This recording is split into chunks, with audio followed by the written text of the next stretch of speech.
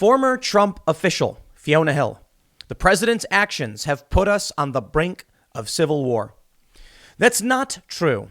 It's only technically true, only partially true. The reality is everybody has some culpability as to why we are on the brink of a civil war. And it's not one person, one group. It's not the left. It's not the right. And it's not necessarily malicious on the part of either tribe, though there are malicious actors who seek to inflame tensions and probably just want to profit off of everything. The reality is everyone engaged in the fight over what they believe in is contributing to this. And that's why I've often said I don't see a path out. I don't see a way we peacefully de-escalate because no one wants to. Joe Biden comparing Ted Cruz and Josh Hawley to Goebbels. It's that kind of rhetoric that leads us in this direction. Joe Biden needs to be the one to stop. I mean, a lot of people need to be the one to stop. Nobody wants to stop. They want to inflame tensions. They want to either, some people just make money. But I'll tell you where I stand. First, and I'll just say, as a loud and prominent voice in the political sphere, I think that I absolutely contribute to the tensions, 100%. Why? Well, I'm going to tell you what I think and what I believe in and what I think is important. Notably, the Constitution, freedom of speech, freedom to assemble, freedom to worship, the Second Amendment, the Third, Fourth, Fifth, all of them. Even when we banned alcohol and then we're like, that was a bad idea. And then we went back and removed that. Seems like a weird thing to put in the Constitution anyway. Maybe that's just me. I believe in what I believe in, and I refuse to back down. I don't want anybody coming and stripping my rights away, and I don't want anyone coming and stripping your rights away. So you better believe I'm going to make videos and express myself and defend these views. I fear that if I stop defending freedom of speech and calling out the censorship, the result will be nothing to hold back the wave, the tide. And so it is an unstoppable force and an immovable object just colliding and crashing on a field as tensions build up and more people are rushing to the battlefield and getting engaged. I can't blame the authoritarians, the far left, from wanting what they want because they truly believe they're morally justified and they're not going to back down either. I think they're wrong. I think what they're doing historically has proven to be evil. And I think there are a lot of people on the left who are just grifters who make their money. I'll tell you this. Some of these people that replied to Donald Trump when he had his Twitter account, they would wait on, they have notifications set up. Trump would tweet and they would rush in and just tweet something dumb because they knew first in, best dressed. So they would try and make some stupid joke, totally irrelevant. And then they would put, send me money on PayPal or buy my shirts. Worse still were the people who created robots, bot accounts that would immediately respond to the president with something that had nothing to do with what he said just to get that smack down. And then they would sell shirts. These are people who didn't care that they were fanning the flames, making everybody hate each other, and things were just getting worse. These are people who not once said anything nice about those they disagree with. I'll tell you something. The fact that I can point out, I think, my demands for freedom, respect, and liberty, the fact that I think my opinions and my content does contribute shows, in my opinion, I'm trying. I absolutely am. I often try to give credit where credit is due to people I really don't like or disagree with. The other day, I gave credit to, I often try to make sure that even when I'm very critical of Ocasio-Cortez, because I do have serious issues with her and what she does, I give her credit on the things I think she did right, notably calling out big tech surveillance, which is extremely important, and previously working with Ted Cruz to try and end that lobbying cycle, the circle of lobbying in D.C. I don't think they succeeded, but I can give respect for at least them standing up for something that I agree with. Josh Hawley and Bernie Sanders came together to push for $2,000 stimulus checks. I respect that attempt at coming together. But now we have AOC going after Ted Cruz and Josh Hawley saying they should be expelled. The rhetoric is escalating. The media companies have discovered a long time ago, and something I've often complained about, that it's just easier to target a market and go after that market and give them what they want instead of actually just producing the news. And that's the big problem with everything we have now, which is why I feel we're on a collision course that can't be stopped. I don't expect the likes of AOC to just give up and say, I'm not going to fight for this. And I don't expect people on the right, like, Josh Hawley, to just cave and quit. But I got to say, and this is the contributing factor. Why is AOC calling for more? Why are there comedians calling for blood? Where are the people to just say stop? Well, I have no problem calling out the QAnon conspiracy nonsense. These people who just believe there's something, there's a plan. There's no plan. There's not been a plan. It's so nuts that you can have Q say that Robert Mueller was secretly working for Trump back in the day and was going to arrest Hillary, and none of that ever happens. Yet here we are with people still believing it all. In fact, I wouldn't be surprised if the whole thing was meant to just destroy and derail Trump's base. Because this stuff is all, I can't believe after everything that's happened, it's only escalated. But there are people who believe things that are incorrect, and they're on the left and the right. The left, I think, is loaded with grifters. I think, and I'm not a fan of that word, but I think Ocasio-Cortez, her whole bit is careerism and celebrity, because there's no functional reason to demand the expulsion of Ted Cruz and Josh Hawley. None. It's meaningless. It won't happen. It's a waste of time. It's her spraying lighter fluid on the bonfire. It's not going to happen. They're not going to expel these individuals, but they're pushing for it anyway. Fiona Hill says the president did this. It's almost like they either don't care or they don't read. Donald Trump is not the cause of, he's a symptom of. The anger that people in this country felt did not start with Donald Trump. It created Donald Trump.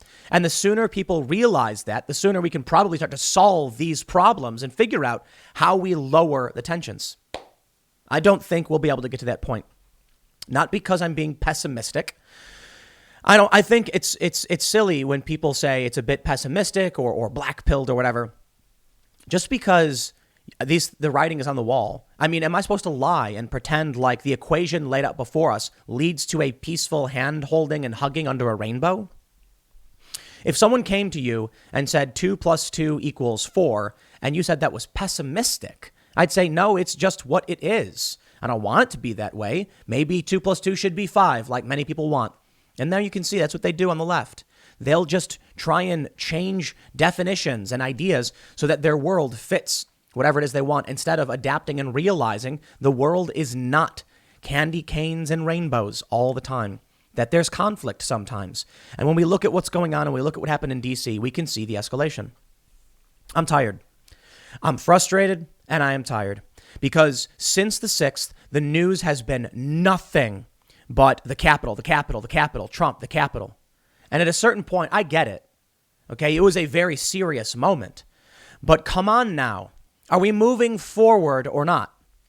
Apparently we're not. That's why I was thinking, like, maybe just take a week off and let this, play out and see where we end up on the 20th or whatever, and then just come back and get back to talking about cultural issues and things I care about. The only thing I'm seeing is that, let me stop. This is what I feared. When the 6th happened, there was universal condemnation. And I kind of knew what to expect.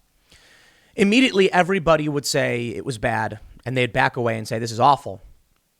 And a lot of people would remain quiet. And then over the next several days, there would be a new pushback narrative from the right, which is starting to emerge, saying that blame those people. It was several hundred, not the hundreds of thousands that were peacefully in D.C. minding their own business. Donald Trump himself said, peacefully march.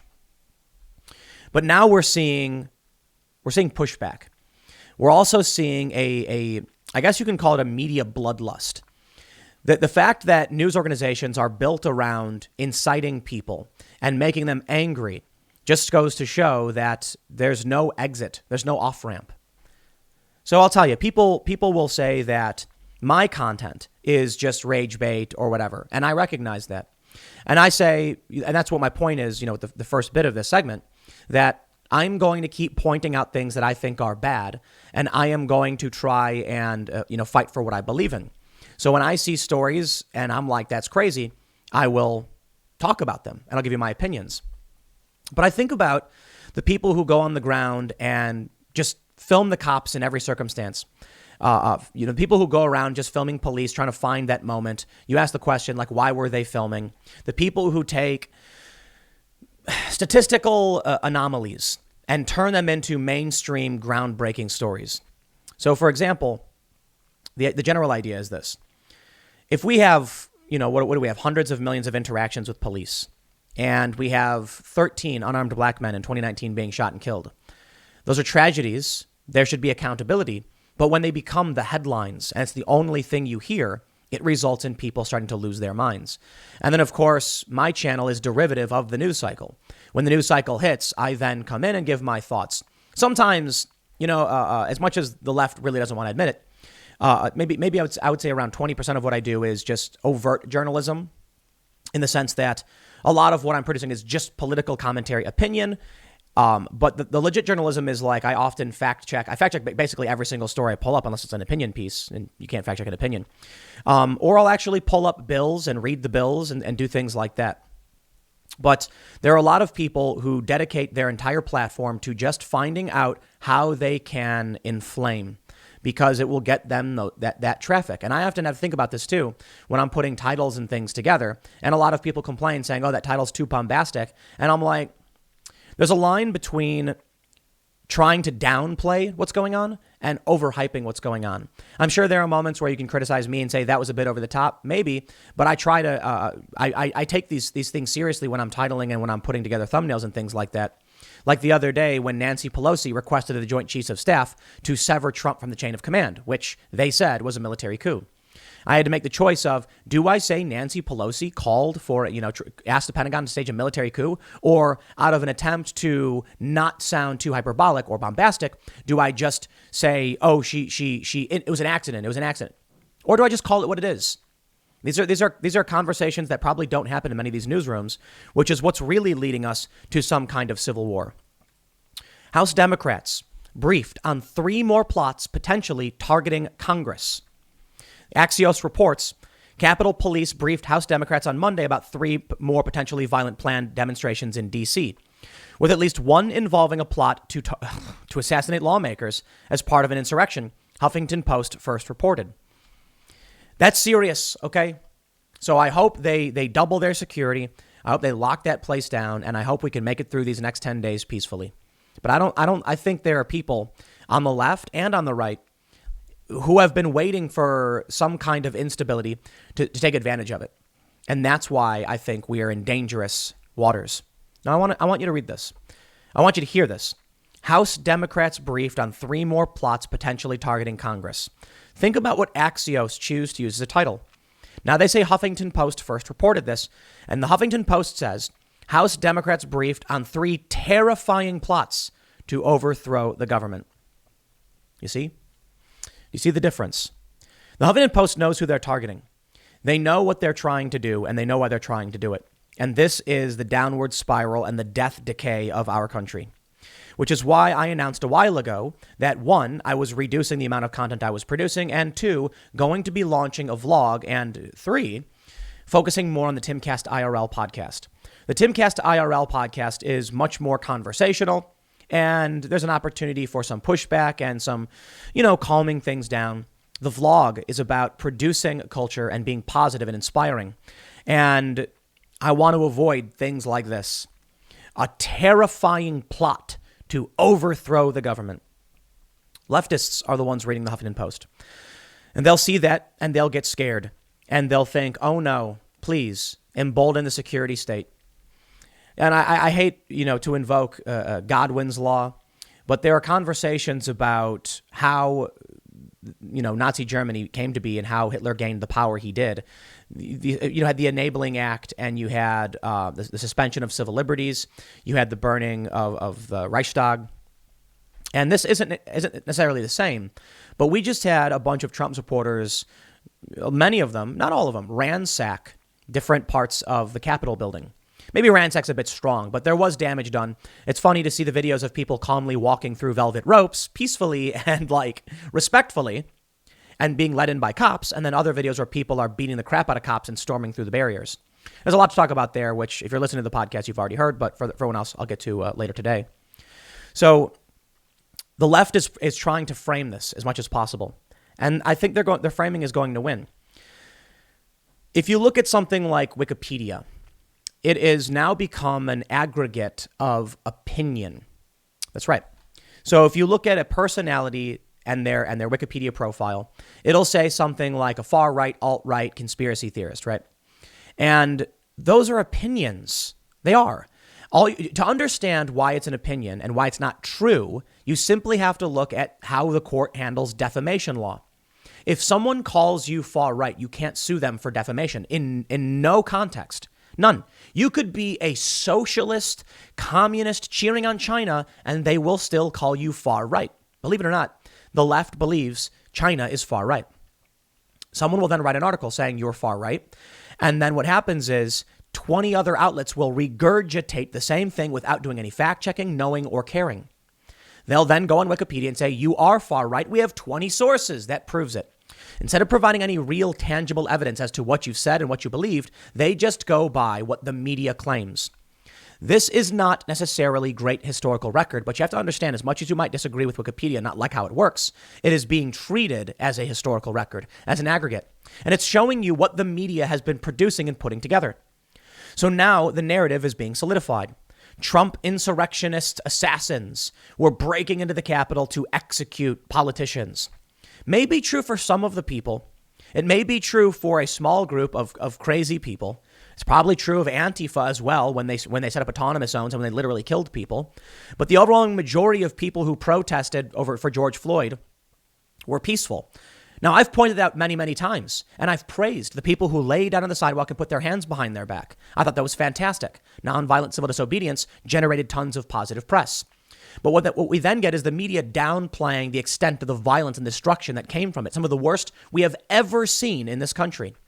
And the media shapes the narrative. And the media is controlled, for the most part, by the left. So the Huffington Post can put out the story, which says terrifying plots to overthrow the government. And I'm sure the people who work at Huffington Post justify it by saying, well, it is terrifying, I guess. Well, that's an opinion. That's an opinion. Is the Huffington Post in the business of only producing op-eds? I have no problem if that's the case, but the Huffington Post is considered to be a news source. They're considered by NewsGuard to be overwhelmingly credible, producing factual news. I do not consider my channels to be news, like factual, straightforward news. No, they are news commentary. That's what this is. Yes, I will give you facts and I will give you my analysis, my thoughts on them. But I am citing other sources. I do my best to avoid things like the Huffington Post, but I'm far from perfect. And that's why I say we're all in this. We are. I don't know if there's a way out. I honestly do not know if there's a way out. And I don't know if it matters. I woke up and every day over the past week, and this is one of the reasons why I only did 3 segments instead of 6 on the weekend.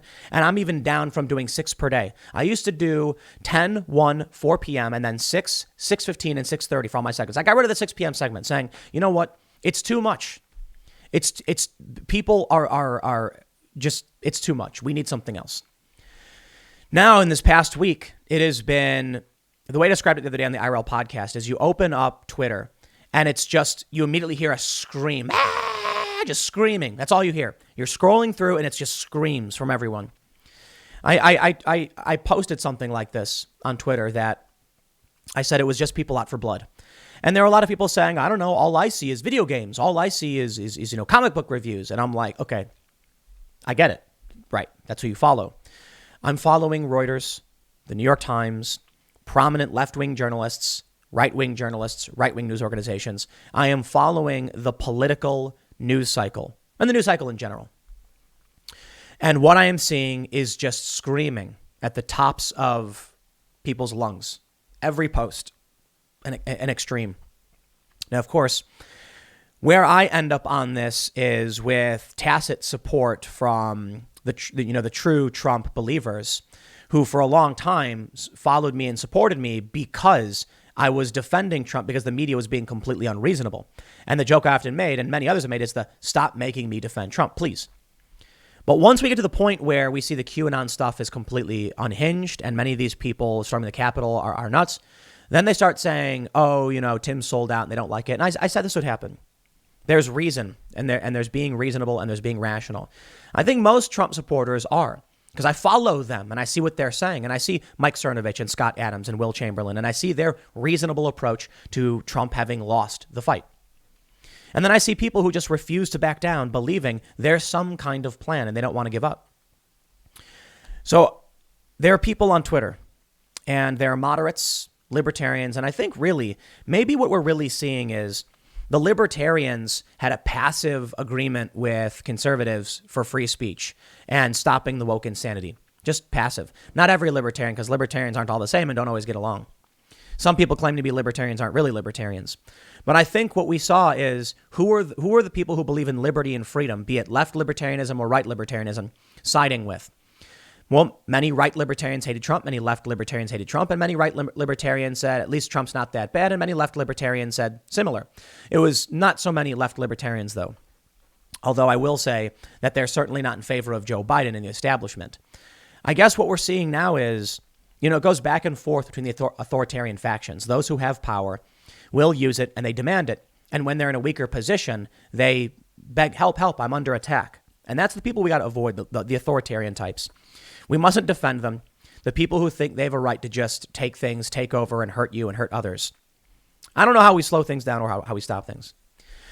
I got a whole bunch of news staring me in the face, and it is all just about the same thing over and over again. And I don't know, man.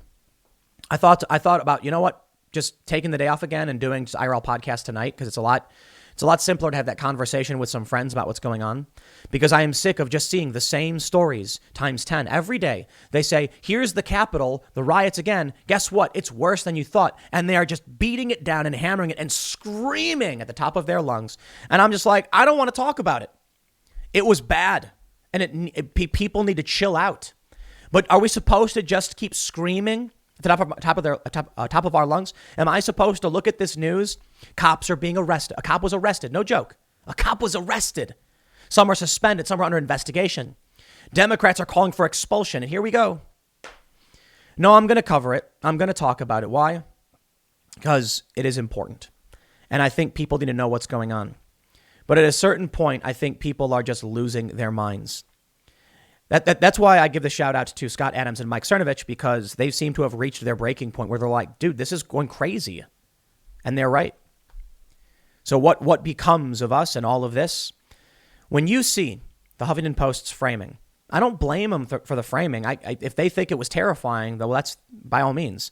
And overthrow the government, well, targeting Congress wouldn't necessarily overthrow the entire government. So I question that. When you see Fiona Hill blame Trump for this, it's not just Trump's fault. Trump's a contributing factor. Don't get me wrong, but everybody is playing the game, especially Fiona Hill. I hope you're all calm, safe, and happy, and I hope you take a day off. I hope you guys order some food with family, just have a good time and try to chill out, and I hope everyone does. I'll leave it there. Next segment's coming up at 1 p.m. on this channel. Thanks for hanging out, and I will see you all then.